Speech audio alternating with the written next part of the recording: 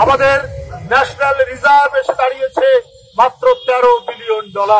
প্রয়োজনীয় খাদ্য কেনার জন্য যে খাদ্য বাংলাদেশে উৎপাদিত হয় না, আরো বেশি প্রয়োজন হয়, তার জন্য যে টাকা দরকার সেই টাকা আমাদের নেই। এমন এক পরিস্থিতির মধ্যে দিন যাপন এখানে করতে হচ্ছে। আজকে পররাষ্ট্রমন্ত্রী কথা বলছে যে ইসরায়েলের সাথে গোপন সম্পর্ক নাকি বিএনপি ফিলিস্তিনে মারা যাচ্ছে। আমরা তো যুগ যুগ ধরে ফিলিস্তিনের নির্যাতিত মানুষের পক্ষে কথা বলেছি, কিন্তু আপনাদের আজকে কি পরিস্থিতি? আজকে ইসরায়েলের প্লেন বাংলাদেশে নেমে কি দিয়ে গেছে আপনার সরকারকে? এটাও তো আজকে মানুষের সবচাইতে বড় প্রশ্ন। আপনি এই ধরনের কথা বলেন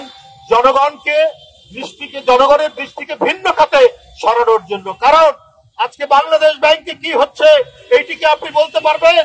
আপনি সবই জানেন, বোঝেন, সবই আপনাদের ভেতরের যে অনাচার, ষড়যন্ত্র, চক্রান্ত যেটা চলছে, যে লুটপাট চলছে, এটিকে আড়াল করার জন্য আপনারা বিভ্রান্তমূলক কথা জনগণের দৃষ্টিকে অন্যদিকে সরিয়ে দিতে চান।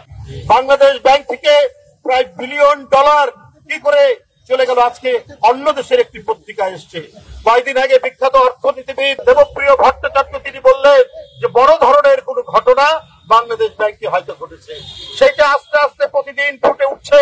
ভয়ঙ্কর পরিস্থিতি বাংলাদেশ ব্যাংক।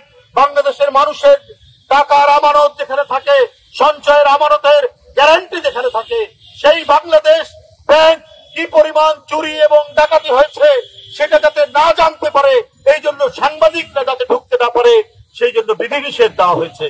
আর এখন আস্তে আস্তে বোঝা যাচ্ছে যে কি লুটপাট, কি চুরি, কত বড় দেশের সর্বনাশ করা হয়েছে এই বাংলাদেশ ব্যাংক থেকে। ফলের বিড়াল এখন আস্তে আস্তে বেরোতে শুরু করছে। এগুলো ঢাকা দেওয়ার জন্যই পররাষ্ট্রমন্ত্রী, এগুলো ঢাকা দেওয়ার জন্য ওবায়দুল কাদেররা আজকে বিভিন্ন ধরনের কথা বলে বেড়াচ্ছে, বিভিন্ন ধরনের বিভ্রান্তি তৈরি করছে। ডোনাল্ড লু মার্কিন যুক্তরাষ্ট্রের সহকারী পররাষ্ট্রমন্ত্রী, দক্ষিণ এশিয়া এবং মধ্য এশিয়া বিষয়ক, তাকে নিয়ে কতই না কথা বললেন। একেবারে বিএনপি নাকি তারা স্বপ্ন দেখছে ডোনাল্ড লু ক্ষমতায় নিয়ে আসবে, কত কি কথা তিনি বললেন। অথচ আমাদের বিএনপির কোন পর্যায়ের কোন নেতা এই বিষয় নিয়ে কোনো কথাই বলেননি, কিন্তু ওবায়দুল কাদের বলে যাচ্ছে। আবার দেখলাম সরকারের এক উপদেষ্টার বাসায় ডোনাল্ড লু বৈঠক করলেন। আমরা পরে যেটা জানতে পারলাম যে মার্কিন যুক্তরাষ্ট্রের যে কোম্পানিগুলো এখানে ব্যবসা করে, সেই কোম্পানিগুলোর দেনা পরিশোধের জন্য ডোনাল্ড লু চাপ দিয়েছেন। সুতরাং আজকে ডোনাল্ড লুর কাছে হাত পা ধরা, তাকে অনুরোধ বিনোদ করছে এই সরকারের লোকজন। ওরা মুখে এক কথা বলে আর জনগণকে আরেক কথা শোনায়। তারা ভিতরে ভিতরে এক কাজ করে আর জনগণকে ভিন্ন ধরনের কথা শোনায়। এই দ্বিচারিতা এবং এই ধরনের এক ভণ্ডামি নিয়ে এই সরকার জোর করে ক্ষমতা দখলে রেখে তারা দেশ শাসন করছে।